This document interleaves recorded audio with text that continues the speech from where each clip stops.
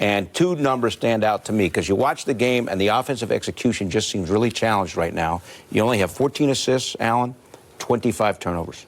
You have no tempo in an offense. I mean, that's really what you have. A lot of people are looking and saying, why is this an ISO offense? It's not an ISO offense. It's ending up that way because the tempo is not there. The movement's not there, and you're seeing a lot of hesitation.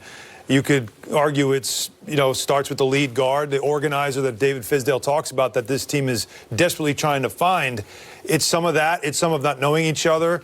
But it's, while you're watching it, it's difficult to watch. And when you have a good defensive team like the Celtics, and they can dismantle you quickly. They had 16 steals in this game. And this game, it's amazing how fast this turned from being a fun night to a very depressing night by the end of the game. It was. This Celtic team gets after it on the defensive end of the floor. This is what Brad Stevens likes to do. His team shot 32% in the first half, yet he was only down 5 points. He also got out-rebounded by double digits in the first half, but he was still in the game because of the turnovers, because of the just getting under your skin. That's what he does. This Knicks team, they just don't understand their roles yet. I really feel like it's just not defined. There hasn't been enough time for these guys to kind of figure out, okay, when I get in the game, I'm supposed to do this. The play's going to be called for me, and I'm supposed to shoot here. It just still looks like there's still a little bit of uncertainty in the aggressiveness and decision-making on the offensive end of the floor, especially, and that, in turn, leads to defensively having some lapses, having some breakdowns.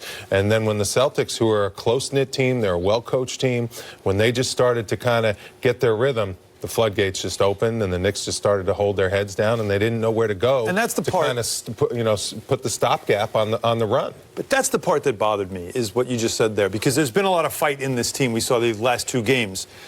At home, the crowd's going to get on you because they're frustrated as well. And you started to see a little bit of, let down, the shoulders drop and everything. And there was a lot of talking in preseason about protect the garden. It's not going to be like that anymore. And your first chance to do that, you saw them retreat a little bit, and that's hard to watch. The will is there, the heart is there. I think this team plays hard, but I just think there's a little bit of confusion right now in how the pieces are going to fit together, and how, when a team like the Celtics, who is a good team, who's got a lot of talented players, who's one of those hybrid type teams that has a bunch of guys that can play a bunch of different positions, how do we handle this, and how do we come together as a team and handle when a team makes a run at us? These are things that this team has to go through. It's a tough way to start the season at 0-3, especially when you had a chance in the first two games to maybe pull off a couple good wins. But they got to find a way to get a win in the win column pretty quickly, or else this could snowball.